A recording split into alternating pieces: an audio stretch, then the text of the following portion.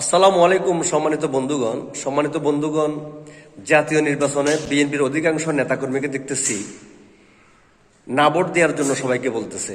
কত বড় একটা আহামকি কাজ কারবার ভাই, যেখানে অলরেডি তাদের দলের প্রধান তারেক রহমান বলতেছেন হা ভোটে ভোট দেওয়ার জন্য, সেখানে আপনারা নেতাকর্মীরা হা ভোটের বিপক্ষে গিয়ে না ভোট দেওয়ার জন্য সবাইকে বলতেছেন। ভাই, আহামকি পরিহার করেন।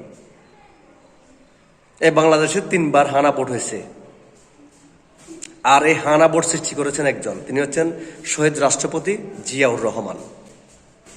এখন তারেক রহমান বলতেছে হানা ভোটে ভোট দেওয়ার জন্য, হাতে ভোট দেওয়ার জন্য তারেক রহমান বলতেছে, আর আপনি বিএনপি কর্মী, আপনি বিএনপি নেতা বলতেছেন সবাইকে না ভোটে ভোট দেওয়ার জন্য। কেন ভাই?